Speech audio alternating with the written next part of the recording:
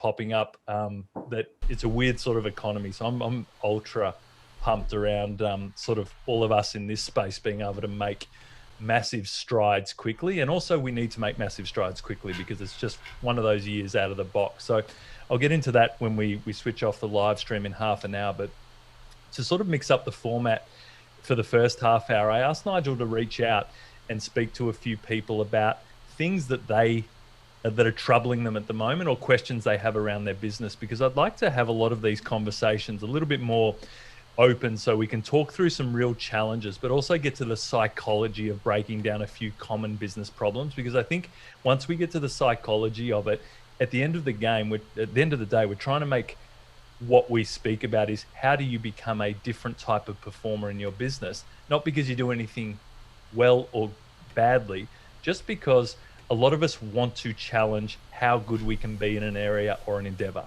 So for me, challenging the mindset, and whenever I've had elite type of coaches, the thing that I only remember is not the techniques, it's not all that, it is the way they approach problems or the way they approach accelerated learning. And to me, that's the sort of thing that gets me excited these days. You know, it's like Gianni saying, oh, you know, shouldn't you be excited about a house? And no, I'm thinking about the scooter because it's new tech, all that sort of, that stuff and your investment, that's all on, for me, is on autopilot as part of the process now, not something you get excited about. Whereas things that are around innovation and change and how we're going to behave, particularly in our family, to me, that's the thing that's really first and foremost. So Nigel, if I don't mind, I might get you to sort of go through, I know you've got a few questions that came through. Maybe we'll start that as the beginning of our conversation and we can move from there, if that's all right. Beautiful. G'day, Billy.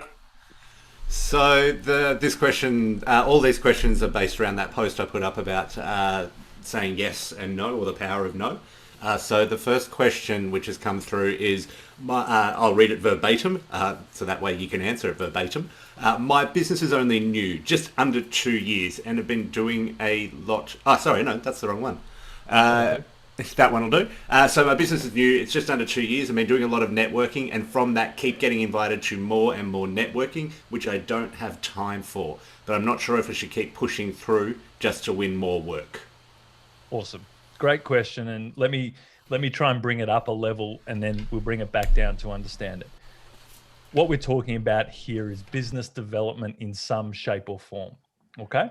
Now, the curse of being an entrepreneur and owning your own business is business development, evolution, meeting more people is going to be part of your life till the day you stop. And I doubt even when you stop, you're not going to want to still do this type of networking, because most of the excitement is meeting new people and exploring opportunities, right? The problem when we don't like it is networking that feels low level. So what is low level networking? So I assume, Nigel, from this sort of question, it is you go to networking, it takes up most of your week. You do a lot of follow-up networking with generally a lot of people that may not be at the same level you are, or solving the problems you're trying to solve at the time. So don't take this as a judgmental people, but some people you're not ready to spend quality time with at the moment, or they need to catch up. And this is a really big one in our business, because wherever you are in your career right now, I want you to look at who do you connect most with. And if you find yourself connecting with a lot of lower level businesses, you've got to ask yourself a question, which is, maybe I'm just part of that level. That's okay. It's not a criticism. But you've got to understand, when you get complete value of your time and who you are and the limited source we have, which is our time, you have to start allocating in areas where there's going to be impact or upgrade if you've got ambition to move.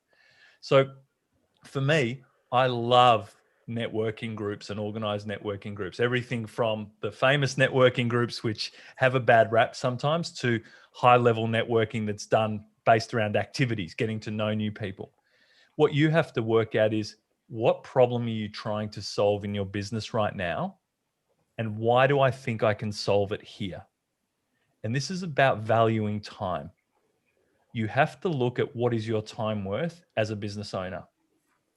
Sometimes you think your time's worth more than it is. So when I see people who do a hell of a lot of networking, which I've got no problem with, I need to see the impact of that networking. If the impact is it'll be fine one day, that's not really running it like a pro. That's amateur hour. It's small business thinking. For me, I track everything I do. I track where relationships that came to fruition from an economic point of view, where was the genesis of them? And I track where was the dumb luck stuff that just happened because I was out there. And I try and look at where is my time best spent. All of us that are SMEs have to understand that we have limited resources. Time is the most valuable commodity, and it's the easiest one, particularly in networking, to trick ourselves into think we're doing more than we are. So if you don't have a networking group that is taking you to the next level and that's the purpose, start your own one. And there's a few people in this group I know personally that have started their own mini networking. So when I want to meet other business people going through the same stage of business, well, we would call that a lunch. We would call that an activity. I'd get on the phone and say, I want to catch up with these 5 or 6 people, and I'd organize it and we do something. I've got a lunch in a couple of weeks' time where it's for a bunch of business owners that have known each other but have grown their companies together. And they were small businesses. Now they're not so small businesses. Now they're pretty successful businesses. But these guys all catch up at the same time, and they have this formation that they've done in a while. Now I'm getting there. They're literally, and think about this, they're literally bringing people into their group. So I'm invited to this lunch because they want me to facilitate conversation. So, and I'm happy to do it, right? Because it's good for me. I get to meet some really, cool movers and shakers and interesting people, but you can do that yourself. You can work out, where do I need that in my business? It doesn't matter what business you're in. It doesn't need to going in there going, how do I fix a sales problem? This just might be hearing people in all the same types of businesses or completely different businesses or stages of life. It might be nothing to do with your core business. It might be, I'm starting to make some money in my business. I need to sit around people who are good at investing or have got experience in investing. But networking has a vital role to play regardless of how successful you are in a business, but it's done poorly because people believe that networking groups is the only type of networking you can do as a business, and then wonder why it's such hard work or it takes so many hours. Does that make sense? So I want you to think about this, not only in networking, and whoever asked the question, Nigel, but I'll make sure this answer gets them if they're not on, but it should be every part of your free time as a business owner. Because I call going to a network an active choice. You don't have to go, but you choose that because you believe it'll give you a benefit in your company, right? And if it's around getting a benefit, then you need to, if you were reporting to the CEO, give me the outcome of why you spend so much time disproportionately in those areas. So in that question, the person's obviously going to more networking, going to more networking, going to more networking, but is not analyzing, is that actually an effective use of my time or for what I need in my business right now? Make sense? That's a good question to kick off, because I think for all of us going through different stages, we should be thinking about what is the next step for me and where can I get more bang for my buck with my time. Is anyone going through that at the moment? Just is a question, or what is it? Yeah, Netta? Yeah, it's just about deepening the relationships and the networking. So definitely resonated with me, even though that wasn't my question. But yeah, thank you for your wrap up on that. So let's talk about deep relationships too, Netta, because I think you've brought up a good point. You've got to work out the type of relationship you want with your professional relationships. It doesn't mean you don't enjoy hanging out with people. I enjoy some of my professional relationships equally as I would just direct friendships that have nothing to do with business, because we see the world together. We're all trying to build our own little empires. So for me, I get a lot of fulfillment meeting up and hanging out with other business owners. It doesn't mean I discard my family and friends that might not have the same, entrepreneurial backgrounds. But think about how you're nurturing deeper relationships with the right people and strategically the right people. So what a lot of, I think, SMEs get hung up in is they try and be nice to everyone and be freely available for everyone. That is the face we put on. That is not the way we should be dictating our time. You need to curate your time at a point in your business to be around people who have got the same ambition and pathway as you, or you're going to find yourself always being pulled back into the level of business that they're at. It's a really important thing. I know it's brutal, and it's probably something, even when we're live streaming this, you got to be careful because it'll be taken out of context. It's got nothing to do with the people. People as a side, it's about some business owners don't have ambition to take their businesses to the same place you are. There's a reason you would log on a Wednesday afternoon for the sake that I might say one thing that helps you accelerate your business, right? Because you have ambition to see how well you can play this game. And for that, honestly, I honor you. But you have to be equally brutal for seeing people that are getting in your way and sucking your time. Yes, they might produce you a referral every so often. Who cares? It's not worth it spending so much energy in that space for the byproduct of, oh, but that's where I get some business from. You need to look at that time and work out, where can I get more impact? I know it sounds brutal, right? But we're playing a low percentage success game. You have to be brutal sometimes. Think about people in your life that you should have cut out earlier or spent less time with earlier. Suppliers, things like that. It's not that they're doing the wrong thing. You're accelerating, and things that aren't keeping up are holding you back. And you have to be deeply aware of that and make those moves quickly. It's a brutal one, right? But we're here for high performance, which is, how do I, when I feel acceleration, keep the acceleration going, not allow things that we've done in the past or my behaviors in the past to slow me down. It's like when you start hanging out with people who are really going for it, you naturally want to start going for it in all different areas of your life. Why is that such a magical thing? Because it just is. It's that old saying, isn't it? Hang out with 5 people of the type, 5 of a type of person, you'll become the 6th. It's just the way it is. Birds of a feather do flock together, and it changes. It doesn't mean you need to discard, but I really want to be serious with this is, look at where a majority of your time is spent with people that don't have the same ambition as you. And then ask the question, should I be doing this? It's a really important thing. Great. Nigel, good question. Good one to kick us off. Beautiful. I'll claim that one then. So second question, slightly different angle on the same topic. The question is, or the statement is, I have a relatively junior team and they're constantly asking me for things, time, knowledge, help. I want to train them up, but it's impacting my daily work schedule and at the moment cutting out any time to work on the business. I don't want to say no, but I can't keep saying yes. Excellent. Anyone here have staff? Anyone here bang your head against the wall going through the training process? Now, this one's tough for me because I see this a little bit differently, and I think it comes back to the cause or the way we see ourselves as leaders. Think about where you want to go as a business and have that clearly in your head. So what is the end point of what you can currently see in your business? Because I give you a sneak preview. By the time you get there, your ambition would have gone 10-fold further forward. So, but right now, if you saw your next step in your business, what does that look like? And that needs to be clear as day. Your organizational structure, it might be the transition that has to happen to get from where you are, a stepping point, and then the next point, because a lot of us are self-funded, right? So we're going to have steps. Unless you've got all the money to just throw at the ideal structure, you don't want to go that way because it's dangerous. You'll get rid of someone really good, but you could have transitioned that in a better way. So the little trick that we all have is being entrepreneurial during the transition to where we want to get to. Sometimes we have to do things that are half right at the moment, because that's part of an entrepreneurial journey, is being entrepreneurial when you're under-resourced, right? So that's really important. So I want you to have a think about, when you get to training, why am I training this person?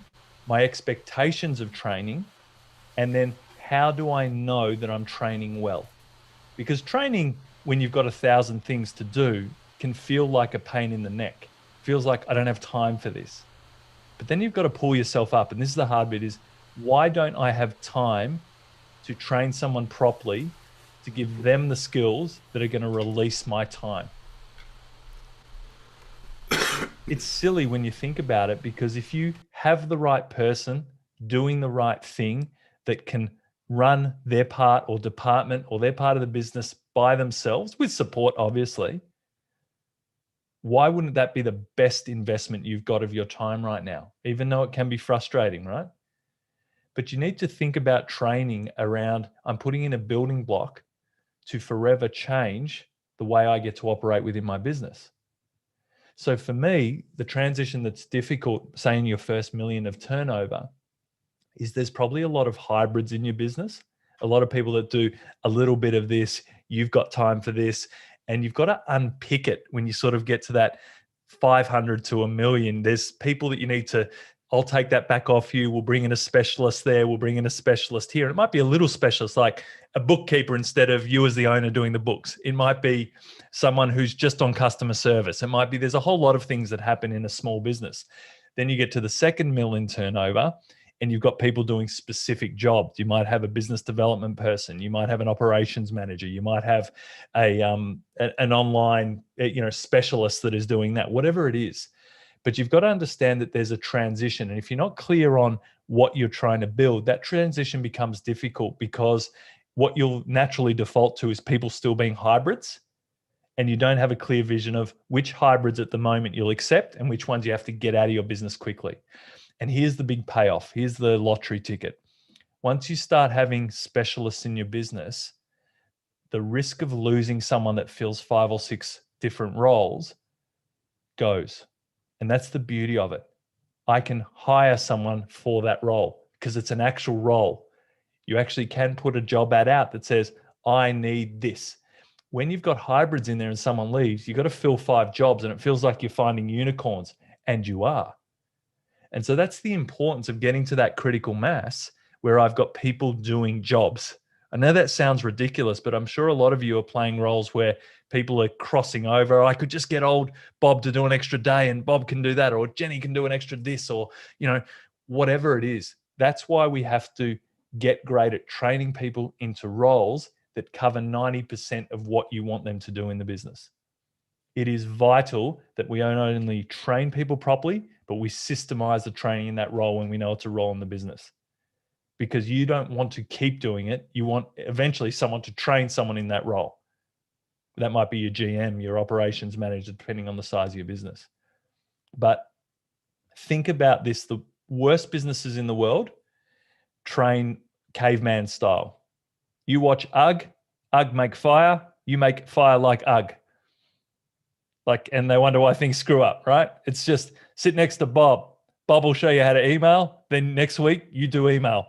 It's caveman training. It's just ridiculous. And when we look at it, we all probably done it in ways. I know I'm guilty of it, but it's why you can be such a better business, because that's probably 99% of all SMEs.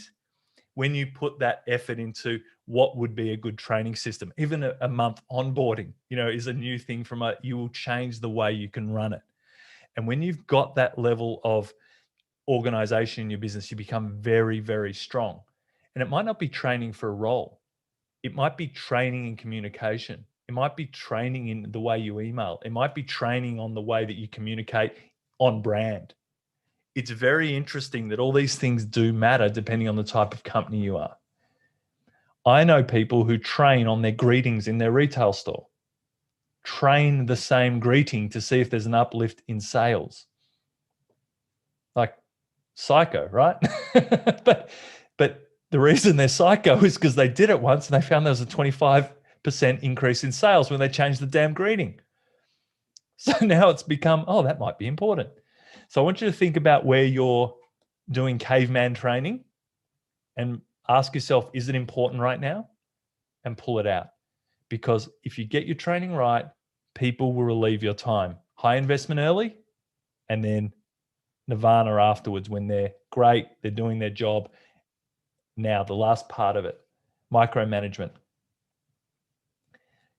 It's not their job if you're doing their job on their back. Okay?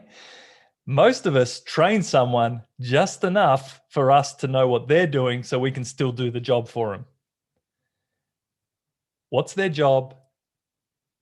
Where are they falling down? Train to fix that problem, or get rid of them because you're not going to let it go. Don't have 2 people on the same job. Okay, this is important. You have to challenge your training systems to push people to be able to take over that role and release you as the owner. It's essential. If you're I'll just fix that up after work, you're setting yourself up for failure, or you're not prioritizing your time of impact. And that's a really important one, particularly for a lot of us that are service-based in businesses. It's everything. We have to relieve your time. And here's the one thing that makes you sleep well at night.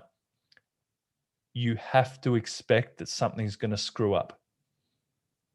And you have to be okay with that being the indicator of what you need to fix, not trying to get ahead of every problem. Because one of the beautiful things that happens when you allow problems to actually occur, not huge ones, not astronomical, wipe the business out, but problems, people will come up with ways of fixing it who are in that role. So instead of you fixing it, you ask the person, how do we make sure this doesn't happen again? And let's build it into their training. Let people self-train by the experience. We cannot mum and dad everyone in our business. It takes too much energy and it doesn't allow you to innovate and become better operationally. I know I'm by far the best operational person in my businesses. And the weird thing that happens is every time I get removed from it, the business runs better. So I know I'm an egomaniac, but I'm not the best operationally because I'm not the one doing those jobs, and people see things every day that I'm blind to. I just understand the theory of how it should work. And when you start trusting people, they actually bring out of the blind spots great innovation.